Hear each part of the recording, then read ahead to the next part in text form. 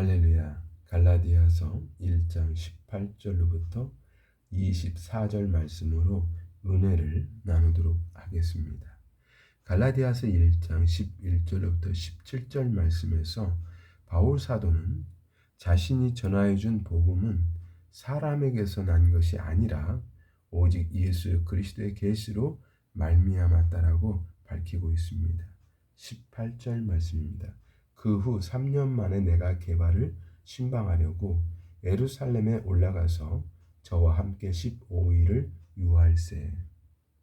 바울은 극적인 회심 직후에 예루살렘을 찾아가지 않았습니다.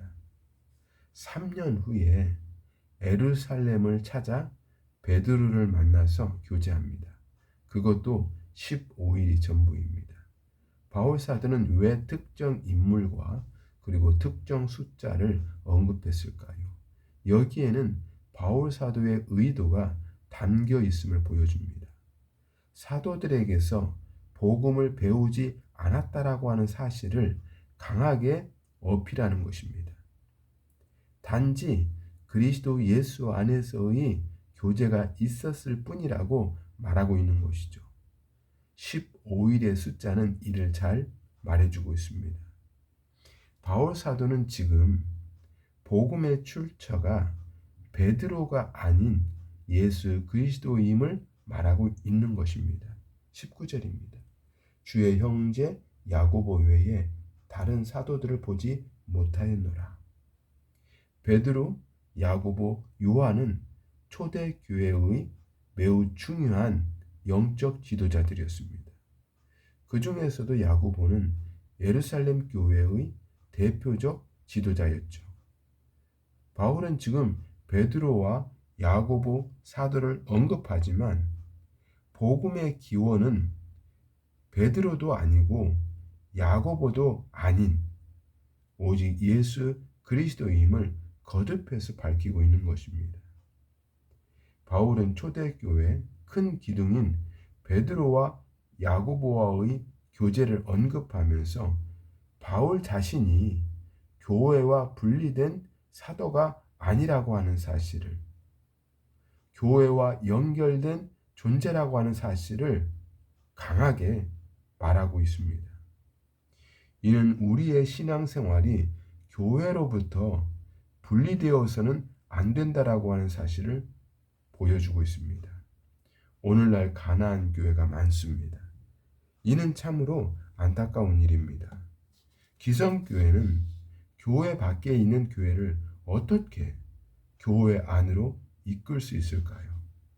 두말할 것 없이 잘못된 전통으로부터의 회개입니다. 잘못된 권위의식으로부터의 회개입니다. 세상 가치로부터의 회개입니다. 결국은 하나님 말씀으로 돌아가는 길밖에 없습니다. 20절입니다. 보라, 내가 너희에게 쓰는 것은 하나님 앞에서 거짓말이 아니로라. 본절에서 바울 사도는 거짓말이 아니라고 하는 말을 할 만큼 답답해하는 그의 마음을 읽을 수 있습니다. 바울은 갈라디아 교회로부터 자신의 사도권이 의심받고 있는 것에 대해서 강한 어조로 변호하는 것이죠. 이러한 의심을 받는 이유는 분명합니다. 바울이 회심하기 전에 교회를 강력하게 핍박하던 사람이었거든요. 때문에 초대교회는 바울을 바라볼 때 선입관을 가지고 편견을 가지고 바라봤던 것입니다. 내가 하나님의 부름을 받고 신학의 첫 발을 내디딜 때 섬기던 교회 목사님은 네가 무슨 목사를 하냐? 너는 평생 교회 사찰 집사를 해라. 이렇게 말을 하더라고요. 오랜 기간 신학을 거쳐 목사 안수를 받고 주님의 일을 하지만 엊그제까지도 내 모교회 목사님은 나를 목사라고 불러주지 않았습니다. 왜 그랬을까요? 그 목사님은 우리 부모님을 잘 알고 계시기 때문이죠. 그 목사님은 우리 가정의 내 역사를 잘 알고 있는 거예요. 나에 대해 잘 알고 있는 것이죠. 때문에 선입관, 편견을 깬다고 하는 것은 결코 쉬운 일이 아닙니다. 바울 사도 또한 교회를 핍박한 일로 인해서 평생 사도직에 대한 권위에 도전을 받았거든요. 21절입니다. 그 후에 내가 수리아와 길리기아 지방에 이르렀으나 바울은 자신의 고향 길리기아 지역을 중심으로 한 사역을 했습니다. 예루살렘이 아닌 이방 지역에서 사역을 감당한 것입니다. 바울 사도가 이방인의 사도로 불린 이유가 여기에 있습니다. 하나님의 부르심은 놀라우리만큼 다양합니다. 사도 안에서도 유대인을 대상으로 한 부름이 있었고 이방인을 대상으로 한 부름이 있었습니다. 오늘날 목회자 안에서도 성도 안에서 선교사 안에서도요 매우 다양한 모습으로 하나님의 부름을 따라 사역하고 있습니다.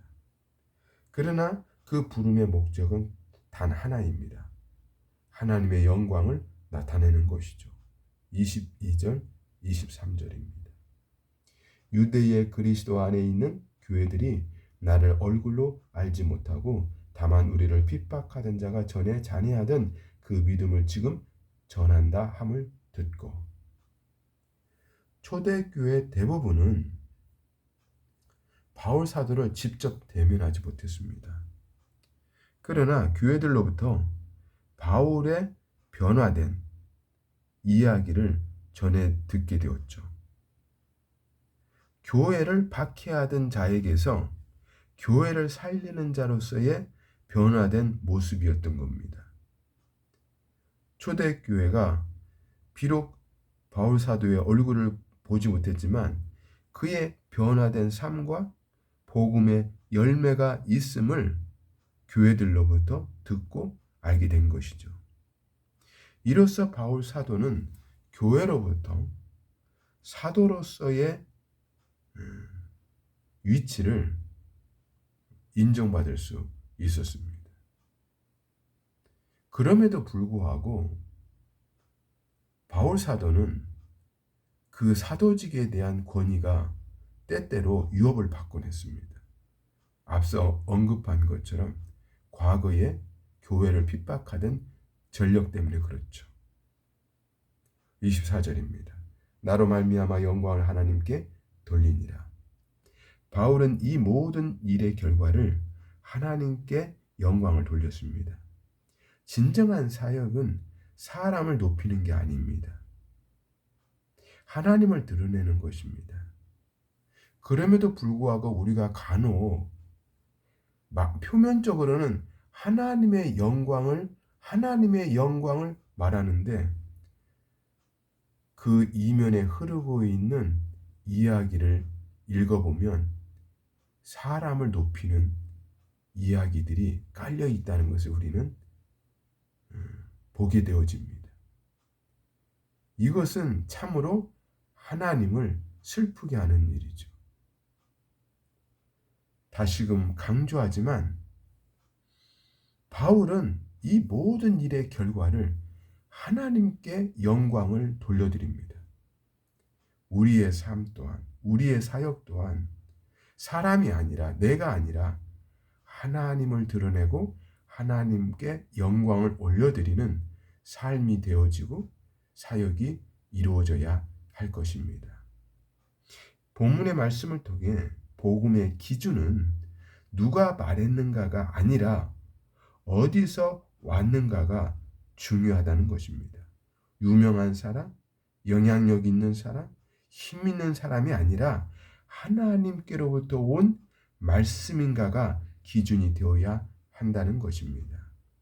진짜 신앙은 말이 아닙니다. 복음으로 변화된 삶이어야 하는 것이죠.